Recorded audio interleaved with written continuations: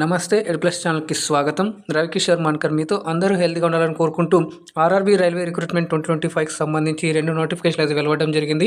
అందుకు ఆన్లైన్లో application process కూడా కొనసాగుతూ ఉంది.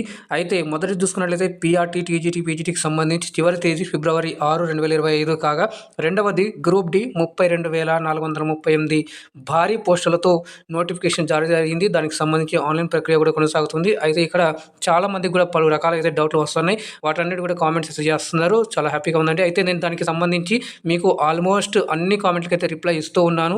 తెలియని వాటికి మీకు హెల్ప్ డెస్క్కి సంప్రదించమని చెప్పేసి కూడా చెప్పడం జరుగుతుంది. అయితే చాలామందికి ఎగ్జామ్ సెంటర్కి సంబంధించి మనం ఆన్లైన్లో ఆప్ చేసుకోవచ్చా, ఎగ్జామ్ సెంటర్ ఎక్కడ వస్తుంది అని చెప్పి చాలామందికి వచ్చినటువంటి డౌట్. అయితే ఈ ప్రక్రియ కొనసాగుతున్నంత వరకు ఈ చాలా మందికి డౌట్ వస్తుందనే ఉద్దేశంతో వాటికి ఈ వీడియో అలాగే హెల్ప్ అవుతుందని చెప్పేసి, దాంతోపాటుగా చాలామంది అప్లై చేసిన తర్వాత చివరిలో మీరు అప్లై చేస్తున్న ఏదైతే జోన్కి అప్లై చేస్తారో అక్కడ మీరు ఇచ్చినటువంటి డీటెయిల్స్ ఏవైతే ఇచ్చారో ఆ డీటెయిల్స్ బేస్ చేసుకొని అవి చూపించడం జరుగుతుంది. అయితే లాస్ట్లో యువర్ నాట్ ఎలిజిబుల్ అని చెప్పేసి ఇక్కడ మీకు చూపిస్తాను చూడండి. యువర్ నాట్ ఎలిజిబుల్ అని చెప్పేసి ఇది ఉంది కదా, ఇలా అనేటువంటిది రావడం జరుగుతుంది. చాలామంది ఇది కూడా కామెంట్ చేస్తున్నారు. దీనికి కూడా సొల్యూషన్ అయినటువంటిది వీడియోలో మీకు చూపిస్తాను. సో మీరు ఎక్కడ కూడా స్కిప్ చేయకుండా చివరి దాకా చూడండి. అలాగే లైక్ చేయండి, షేర్ చేయండి. ఫస్ట్ టైం చూస్తున్నట్టయితే ఛానల్ని సబ్స్క్రైబ్ చేసుకొని పక్కన ఉన్న సింబల్కి ఆల్ అని చేసుకోండి. అప్పుడే నేను చేసే ప్రతిదీ కూడా మీకు మొదటిగా నోటిఫికేషన్ రూపంలో అయితే వస్తుంది. సో మొదటికి ఇప్పుడు మనం చూద్దాం ఈ నోటిఫికేషన్ సంబంధించి ఎగ్జామ్ సెంటర్ మనం ఆప్ట్ చేసుకోవచ్చా, అలాగే దీనికి సంబంధించి ఆర్ఆర్బీ రైల్వే రిక్రూట్మెంట్ బోర్డు దానికి సంబంధించి ఏమి క్లారిఫికేషన్ ఇచ్చినట్టు ఇప్పుడు నేను చూపిస్తాను. ఈ ఆర్ఆర్బీ టీచింగ్ సంబంధించి ఏదో రిక్రూట్మెంట్ ఉందో దాంట్లో మనకి ఎగ్జామినేషన్ సంబంధించి క్లియర్గా వాళ్ళు ఇక్కడ ఇవ్వడం జరిగింది. చాలామందికి అది ఈ కన్ఫ్యూజన్గా ఉంది, సార్ ఎక్కడి నుంచి వస్తుంది అని చెప్పేసి. చూడండి, సెంటర్ సిటీ అని చెప్పేసి ఇక్కడ మీకు క్లియర్గా ఇక్కడ ఇచ్చారు చూడండి. ఇక్కడ మీకు నేను చూపిస్తున్నాను చూడండి. సెంటర్ సిటీ అని చెప్పేసి ఇది ఉంది కదా, ఇది ఏమంటున్నారంటే విల్ బీ ఇక్కడ ఏమైనా బేస్డ్ అపాన్ టెక్నికల్ అలాగే ఈ ఫీజిబిలిటీ ఏవైతే ఉంటాయో వాటికి సంబంధించి అదర్ సిటీ స్టేట్స్, అంటే దానికి సంబంధించి మీకు కొన్నిసార్లు అదర్ సిటీస్కి వెళ్ళాల్సి ఉంటుంది, లేదా కొన్నిసార్లు అదర్ స్టేట్స్ కూడా వెళ్ళాల్సి వస్తుందని చెప్పేసి. ఎందుకంటే ఇది ఇక్కడ మనకు ఆన్లైన్ ఎగ్జామ్ కాబట్టి, కంప్యూటర్ బేస్డ్ ఎగ్జామ్ కాబట్టి ఇలాగ ఉంటుంది. అయితే ఇక్కడ ఏమంటున్నారంటే for change of exam centre అని చెప్పేసి ఇక్కడ ఉంది. మీకు నేను ఇక్కడ చిన్నగా చూపిస్తాను. చాలామంది అయితే దీన్ని పట్టుకొని సార్ మాకు ఎలా అని చెప్పేసి అడుగుతూ ఉన్నారు. వేరే స్టేట్లో వస్తాయా, మేము వేరే జోన్కి అప్లై చేస్తే మాకు వేరే జోన్లో వెళ్ళి రాయాల్సి ఉంటుందా అని చెప్పేసి కదా. సో వాటికైతే ఏం కంగారు పడాల్సిన అవసరం లేదు. సో మీరు ఏ జోన్ కన్నా అప్లై చేయండి. సో ఇక్కడ ఇచ్చారు చూడండి, ఇది వచ్చేసి అంతా కూడా మనకి ఇదంతా కూడా ఈ పాయింట్. మీరు ఈ పాయింట్ చూసుకున్నట్లయితే కనుక ఏమంటున్నారంటే మనకి ఏదైతే టెక్నికల్ ఏజెన్సీ ఏవైతే ఉంటాయో ఆ ఏజెన్సీకి అవైలబిలిటీ బట్టి, సెంటర్స్ అవైలబిలిటీ బట్టి వాటి ప్రకారంగా మేమైతే ఇస్తాము. ఒక్కొక్కసారి క్యాండిడేట్కి వేరే సిటీస్ లేదా వేరే స్టేట్స్ కూడా వెళ్ళాల్సి వస్తుంది అని అంటున్నారు. వీళ్ళు ఎగ్జామినేషన్ సెంటర్ ఒకసారి మీకు వచ్చిన తర్వాత మాకు ఎగ్జామినేషన్ సెంటర్ చేంజ్ చేయని అని ఏమైనా రిక్వెస్ట్ వస్తే వాటికి మేము చేంజ్ చేయమని చెప్పేసి అడుగుతున్నారు.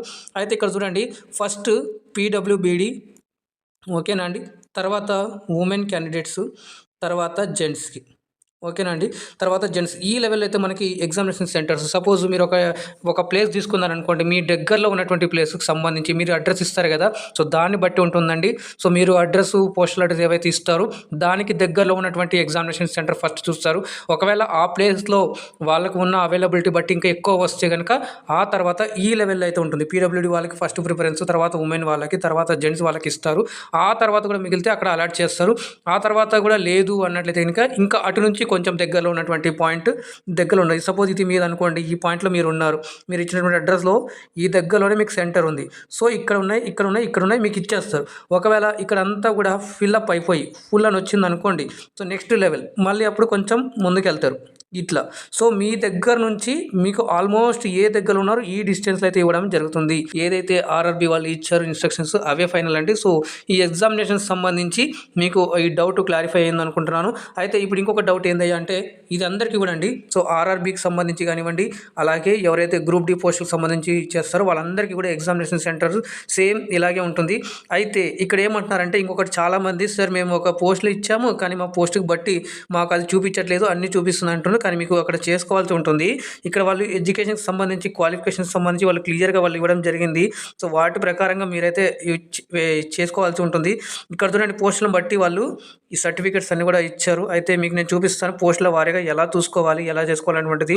సో మీ పోస్ట్కి బట్టి ఇక్కడ వేకెన్సీస్ అవన్నీ కూడా ఇవ్వడం జరిగింది. ఆ వేకెన్సీస్ని బట్టి మీరు అయితే ప్రిఫరెన్సెస్ కానివ్వండి అన్నీ ఇవ్వాల్సి ఉంటుంది. ఇక్కడ మనం చూసుకున్నట్లయితే చూడండి, ఇలాగ వెళ్తే మనకి చూడండి ఇది మనకు టేబుల్ నెంబరు వాళ్ళు క్లియర్‌గా ఇస్తారండి. అనెక్సుర్ ఏ, అనెక్సుర్ బి అని చెప్పేసి ఇక్కడ మీరు చూసినట్లయితే గనక చూడండి ఇక్కడ అనెక్సుర్ అని చెప్పి కనిపిస్తుంది ఇది. ఓకేనా అండి. సో, అనెక్సుర్ ఏ అని చెప్పేసి వస్తుంది. ఓకేనా. సో, ఇక్కడ ఇటు పక్క మీరు లాస్ట్‌లో చూడండి నోటిఫికేషన్‌లో అనెక్సుర్ ఏ అయితే ఇక్కడ చూడండి ఇక్కడ మీ ఎడ్యుకేషన్ సపోజ్ ఇది ఉందనుకోండి. దీనికి సంబంధించి ఇక్కడ ఏవైతే ఉన్నాయో ఏజ్ కానివ్వండి, అలాగే ఇక్కడ సాలరీ ఒకటి తీసేస్తే మిగతా ఇక్కడ క్వాలిఫికేషన్స్ ఉన్నాయి. ఓకేనా. ఈ క్వాలిఫికేషన్స్ అన్నీ కూడా మీరు అప్లోడ్ చేయాలి. మీరు ఏ పోస్ట్‌కి అప్లై చేసుకోవాలనుకుంటున్నారో ఆ పోస్ట్‌కి సంబంధించి ఇక్కడ మీరు డీటెయిల్స్ చూసుకొని ఈ డీటెయిల్స్ అన్నీ కూడా మీరు అప్లికేషన్ వేసేటప్పుడు అక్కడ మీరు ఒక్కొక్కటిగా యాడ్ చేస్తేనే మీకు చివర్లో ఈ పోస్టులన్నీ కూడా విజిబుల్ అవుతాయి. ఇప్పుడు నేను అది కూడా చూపిస్తాను. దాంతో పాటుగా గ్రూప్ డి వాళ్ళకి కూడా సేమ్ అండి. ఎవరైతే ఈ గ్రూప్ డి పోస్ట్‌కి సంబంధించి దాదాపుగా మీకు 13 నుంచి 14 పోస్ట్‌కి సంబంధించి ప్రిఫరెన్సెస్ అడుగుతారు. ఈ లాస్ట్ ప్రాసెస్ అనమాట ఇది. ప్రిఫరెన్సెస్ అంతా కూడా అదంతా కూడా దేని మీద డిపెండ్ అయి ఉంటుందంటే అంతకుముందే మీరు ఏదైతే ఎడ్యుకేషనల్ క్వాలిఫికేషన్స్ ఇస్తారో ఆ క్వాలిఫికేషన్స్ బట్టే మీకు అక్కడ పోస్టులు అనేటువంటివి విజిబుల్ అవుతాయి. మీ కేటగిరీ కానివ్వచ్చు. ఓకేనా. సో, మీ కేటగిరీ, మీ జెండరు ఇవన్నీ కూడా బేస్ అయి ఉంటాయి దాని మీద, ఆ పోస్టుల మీద. దీన్ని బట్టి మీరు ఇచ్చే ఇన్ఫర్మేషన్ బట్టి లాస్ట్‌లో మీకు ప్రిఫరెన్సెస్ కానివ్వండి, పోస్ట్ అనేటువంటివన్నీ డిస్ప్లే అవుతాయి. అందులో మీకు మీ కేటగిరీని బట్టి మీరు చేంజ్ చేసుకోవాల్సి ఉంటుంది. ఇప్పుడు అది కూడా చూపిస్తాను. కేటగిరీను సార్ మాకు వేకెన్సీస్ ఎలా చూసుకోవాలి, మీరు ఏ జోన్ కన్నా అప్లై చేయండి, ఏం ప్రాబ్లం లేదండి. సో, ఏ జోన్ కన్నా అప్లై చేయండి. మీకు దగ్గరలో ఉన్నటువంటి జోన్స్ మీ కన్వీనియంట్ బట్టి మీరు ఏ జోన్కైనా అప్లై చేసుకోవచ్చు. ఇది రాంచీ అనుకోండి. రాంచీలో మనకి ఈ పోస్ట్ అనేటువంటివి ఉన్నాయి. ఈ పోస్ట్‌కి ఎక్కడెక్కడ వేకెన్సీస్ ఉన్నాయి చూడండి. ఇప్పుడు ఎవరైతే ఉన్నారో ఇప్పుడు ఇక్కడ ఎవరైనా ఎస్సీ వాళ్ళు అనుకోండి. సపోజ్ ఎస్సీ క్యాండిడేట్ మీరు రాంచీలో అప్లై చేయాలనుకుంటున్నారు. ఏ పోస్ట్‌కి అంటే కనుక ఇక్కడ trained graduate teacher arts English మీడియంకి ఆర్ట్స్ రాంచీలో పెట్టుకోవాలనుకుంటున్నారు. అయితే ఇక్కడ మీ పోస్ట్ చూడండి ఇక్కడ మీ పోస్ట్ ఎస్సీలో లేదు. సో, ఎస్సీ వాళ్ళు అక్కడ పోస్ట్‌లో ఆ జోన్‌లో అప్లై చేయలేరని చెప్పేసి అది మీకు చూపిస్తుంది. మీరు ఏదైతే సెలెక్ట్ చేసుకున్నారో ఆ జోన్‌లో మీకు తగ్గ పోస్ట్ లేదు కాబట్టి మీరు నాట్ ఎలిజిబుల్ అని చెప్పేసి క్లియర్‌గా చెప్తుంది. అందుకనే అది నాట్ ఎలిజిబుల్ అంటుందండి. ఓకేనా. Not eligible. అయితే మీరు ఏం చేయాలంటే మీరు అప్లికేషన్ వేసే ముందర జోన్‌కి అప్లై చేయాలనుకుంటున్నారు. ఆ జోన్‌లో మీ కేటగిరీలో మీ పోస్టులు ఉన్నాయా లేవా, వాటికి మీ ఎడ్యుకేషన్ క్వాలిఫికేషన్ సంబంధించి మీరు అన్నీ అక్కడ అప్లికేషన్‌లో యాడ్ చేశారా లేదా, ఇవన్నీ కూడా అడుగుతుందండి. వీటికి సంబంధించి మనకు నోటిఫికేషన్ అనేటువంటిది రావడం జరిగింది. పూర్తి పక్కా డీటెయిల్స్ అయితే ఉంది. ఇదంతా కూడా నేను మళ్ళీ ఒకసారి సంబంధించి సపరేట్గా వీడియో అయితే చేస్తాను. అయితే ఇక్కడ ఈ వీడియోలో మీకు సంబంధించి ఎలా ఎడ్యుకేషనల్ క్వాలిఫికేషన్ యాడ్ చేయాలి, ఎడ్యుకేషనల్ క్వాలిఫికేషన్స్ ప్లస్ ఐటీఐ చేసిన అయితే బెనిఫిట్ ఉంటుంది. ఐటీఐ ఉంటే కూడా మీరు యాడ్ చేయాలి. అది కూడా నేను చూపిస్తాను ఎలా యాడ్ చేయాలని చెప్పేసి. మనకు ఏం చేయాల్సిన అవసరం లేదండి. మీరు వేకెన్సీస్ అంటే ఉంటాయి కదా. సో, ఈ వేకెన్సీకి సంబంధించి మీరు చివర్లో వెళ్ళిపోండి. ఇక్కడ మీకు జోన్ పైన నేమ్ ఉంటుంది. జోన్లో మీకు ఇక్కడ పోస్టులు అనేటువంటి డిస్ప్లే ఉన్నాయి. చూడండి దాదాపుగా 14 పోస్టులు ఉన్నాయి. నేను చెప్పాను కదండి. ఈ 14 పోస్టులకి మీ కేటగిరీలో ఎన్ని ఉన్నాయి, మీ కేటగిరీలు బట్టి ఇక్కడ ఏ కేటగిరీలో ఇక్కడ బ్లాంక్ ఆల్మోస్ట్ అన్ని కేటగిరీలో అన్ని వేకెన్సీ అయితే ఉన్నాయి కాబట్టి మీకు అవైలబిలిటీ చూపిస్తుంది. అందుట్లో కూడా ప్రిఫరెన్స్ ఇప్పుడు సపోజు ఇక్కడ చూడండి 1, 3, 4 అని ఇచ్చారు. మీ ఎడ్యుకేషనల్ క్వాలిఫికేషన్ బట్టి అక్కడ వాళ్ళే ఇస్తారనమాట లాస్ట్‌లో ప్రిఫరెన్స్. ఈ 3 పోస్టులు మాత్రమే మీరు ఎలిజిబిలిటీ. అంటే ఇక్కడ చూడండి ఇక్కడ ఒకటో దాంట్లోది ఇక్కడ 1, అలాగే 3వది, అలాగే 4వది. ఈ 3 పోస్టులకే మీరు ఎలిజిబిలిటీ. ఎలా ఇచ్చారు వాళ్ళు అంటే మీరు ఇచ్చిన డీటెయిల్స్ మీరు జెండర్ కానివ్వండి, ఏజ్ కానివ్వండి, లేదా ఎడ్యుకేషనల్ క్వాలిఫికేషన్ బట్టి ఈ 3 ఎలిజిబిలిటీ అని వాళ్ళు తీసుకొని ముందే ఇచ్చారు. అయితే ఇందుట్లో కూడా ఈ మూడిట్లో కూడా ఏ దాంట్లో ఎక్కువ పోస్టులు ఉంటే అది మీరు అక్కడ మీకు ప్లస్ అని ఉంటుంది, ప్లస్ మార్క్ ఉంటుంది. ఓకేనా. ఆ ప్లస్ మార్క్ దగ్గర సపోజు ఇప్పుడు ఇక్కడ 10 ఉన్నాయి, ఇక్కడ 9 ఉన్నాయి, ఇక్కడ 20 ఉన్నాయి. ఓకేనా. సో, ఇప్పుడు మీరు ఏం చేసుకున్నారు, సార్ మాకు మరి చూపించిన దాంట్లో మాకు 25 ఉంది కాబట్టి సో, ఈ 4 కోడ్ ఏదైతే మూడోది ఉందో ఈ మూడోది ఏదైతే ఉందో దాన్ని మీరు ఫస్ట్ ప్లస్ అని క్లిక్ చేస్తే మీకు ఇక్కడ రైట్ సైడ్లో ఫస్ట్ ప్రిఫరెన్స్ కింద ఈ 3వ పోస్ట్ అనేటువంటిది ఏదైతే 20 పోస్టులు ఉన్నాయో అది మీకు సెలెక్ట్ అవుతుంది. ఓకేనా. ఇలాగా మీరు సెలెక్ట్ చేసుకోవాలి. తర్వాత 1వ పోస్ట్ ఉంది కాబట్టి సార్ నేను ఇది పెట్టుకుంటాను కాబట్టి ఇక్కడ 1వది 2లోకి వచ్చేస్తుంది, 2లో 1వది వచ్చేస్తుంది. తర్వాత ఈ 3వది అని చెప్పేసి 2వది ఏదైతే ఉందో ఇది ఇక్కడ 3వ దాంట్లో 2వ పోస్టు అని వచ్చేస్తుంది. ఇక్కడ చూడండి ఇప్పుడు 20, తర్వాత 10, ఇక్కడ 9. ఇలాగా మీకు బట్టి మీరు ఇలా చేసుకోవాల్సి ఉంటుంది. తర్వాత మీరు ప్రిఫరెన్స్ చేసేసి మీరు సబ్మిట్ చేస్తే కనుక మీకు అక్కడ అప్లికేషన్ అనేటువంటి సబ్మిట్ అవుతుంది. అప్పుడు ఎటువంటి ప్రాబ్లం అయితే కూడా రాదండి. దీనికి సంబంధించి మీకు ఇంకా ఏమైనా డౌట్ ఉంటే కూడా నాకు తప్పకుండా మీరైతే కామెంట్ చేయండి. నేను తప్పకుండా మీకు రిప్లై అయితే ఇస్తాను. ఆల్మోస్ట్ అందరికీ కూడా రిప్లై ఇస్తున్నాను. చాలామందికి ఏవైతే డౌట్స్ ఉన్నాయో ఆ డౌట్స్ అయితే ఇక్కడ క్లారిఫై చేస్తూ ఇక్కడ నేను మీకు ఒక వీడియో అనేటువంటి చేసి చూపిస్తున్నాను. తద్వారా ఏమవుతుందంటే మీ యొక్క డౌట్స్ అనేటువంటి కూడా అంతా కూడా క్లియర్ అయిపోతుందని చెప్పేసి నేను అనుకుంటున్నాను. అయితే ఇప్పుడు నేను మీకు అక్కడ కూడా చూపిస్తాను ఎలా చేయాలి, ఆ ప్రిఫరెన్సెస్ ఎలా యాడ్ చేయాలి, ఎడ్యుకేషనల్ క్వాలిఫికేషన్స్ ఒకటే యాడ్ చేసిన తర్వాత సార్ ఎలా యాడ్ చేసి చాలామంది కూడా కన్ఫ్యూజ్ అవుతుంటారు కాబట్టి అది నేను చూపిస్తాను. చూడండి ఇక్కడ మీరు వెబ్సైట్‌లో ఎంటర్ అయిన తర్వాత మీరు డీటెయిల్స్ ఫిల్ చేస్తారు కదా! డీటెయిల్స్ ఫిల్ చేసిన తర్వాత మూడో దగ్గర ఎడ్యుకేషనల్ క్వాలిఫికేషన్స్ అని కనిపిస్తుంది. ఇక్కడ మీకు చూడండి డీటెయిల్స్ దగ్గర ఫస్ట్ మీ మెట్రిక్యులేషన్ డీటెయిల్స్ సంబంధించి అడుగుతుంది. ఈ మెట్రిక్యులేషన్స్ సంబంధించి మెట్రిక్యులేషన్ ఆల్రెడీ వస్తుంది. అలాగే ఇక్కడ స్టేటు, తర్వాత డిస్ట్రిక్ట్, తర్వాత మీకు ఎన్ని సీరియల్ నెంబర్ ఉంటుంది కదా! ఆ సీరియల్ నెంబర్ ఏంటంటుంది. తర్వాత ఎప్పుడు పాస్ అయ్యారు అన్నటువంటిది ఇక్కడ అడుగుతుంది. రోల్ నెంబర్ 10th క్లాస్ సంబంధించి ఏసిన తర్వాత ఇక్కడ చూడండి మీకు ఇక్కడ యాడ్ అని ఉంది. ఓకేనా? సో ఇది మీరు చేయాల్సినటువంటి ఈ మొదటి పని. ఇది యాడ్ అనేది కదా! ఇక్కడ యాడ్ అంటే గనక మీకు ఏమవుతుందంటే డిస్‌ప్లే అవుతుంది.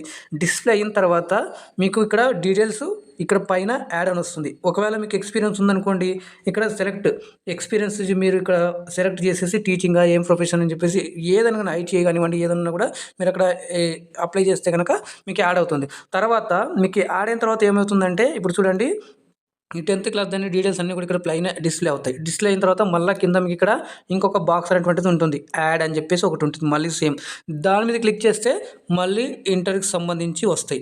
మళ్ళీ అదే దాని మీద నెక్స్ట్ అది డీటెయిల్స్ ఓకే అని చెప్పేసి అప్డేట్ సేవ్ అండ్ నెక్స్ట్ అని చేయంగానే మీకు ఏమవుతుందంటే మళ్ళీ డిగ్రీ, మళ్ళీ పీజీ, మళ్ళీ బీఎడ్ అలాగే డీఎడ్ ఇది నాన్ టీచింగ్ సంబంధించి వాళ్ళకైతే అలాగే సేమ్ ఐటీ వాళ్ళకు కూడా ఇలానే చేయొచ్చు. దాని తర్వాత లాస్ట్లో మీకు టెట్కి సంబంధించి మీకు డీటెయిల్స్ అనేటువంటివి మీకు అడుగుతుంది. అలాగే అక్కడనే కాంపిటెన్సీ ఇవన్నీ కూడా అడుగుతుంది. సో ఇలా మీరైతే ఎడ్యుకేషనల్ క్వాలిఫికేషన్ చేసేసి కింద మీరు ఎక్స్పీరియన్స్ ఇచ్చేసిన తర్వాత చూడండి ఇక్కడ మీకు నెక్స్ట్ అని కనిపిస్తుంది కదా! సో ఇక్కడ యాడ్ అయిపోయిన తర్వాత నెక్స్ట్ అని చేస్తే మీకు సేవ్ అని అడుగుతుంది. సేవ్ మీద క్లిక్ చేసి మళ్ళీ నెక్స్ట్కి వెళ్ళిపోతే మీరు ఆ నెక్స్ట్ ప్రాసెస్లో ఇక్కడ ఏముందంటే అప్లోడ్ మీ యొక్క ఫొటోస్ ఉంటాయి కదా! సో ఫోటో సిగ్నేచర్ అప్లోడ్ చేస్తారు. తర్వాత ప్రిఫరెన్సెస్ ఈ ప్రిఫరెన్స్ దగ్గరనే మీకు అవైలబిలిటీ అనేది కనిపిస్తుంది. ఓకేనా? ఈ ప్రిఫరెన్స్ దగ్గరనే మీరు ఇచ్చిన డీటెయిల్స్ ఏవైతే ఉన్నాయో అవన్నీ బట్టి ఇస్తారు. అది ఎలా చేయాలో మీకు చూపించాను. ఒకసారి మరి మీరు వెనక్కి వెళ్ళి చూడగలరు. హోప్ మీకు అర్థమైందని అనుకుంటున్నాను. అర్థమైంటే యూస్ఫుల్ అయిన కనుక లైక్ చేయండి, షేర్ చేయండి. అలాగే ఫస్ట్ టైం చూస్తున్నట్లయితే ఛానల్ని సబ్స్క్రైబ్ చేసుకొని పక్కన ఉన్న సింబల్లోకి ఆల్ అని క్లిక్ చేసుకోండి. అప్పుడే నేను చేసే ప్రతిదీ కూడా మీకు మొదటి నోటిఫికేషన్ రూపంలో అయితే వస్తుంది. మళ్ళీ కలుద్దాం మరొక అప్డేట్ వీడియోతో. అందాక ధన్యవాదాలు. జై హింద్.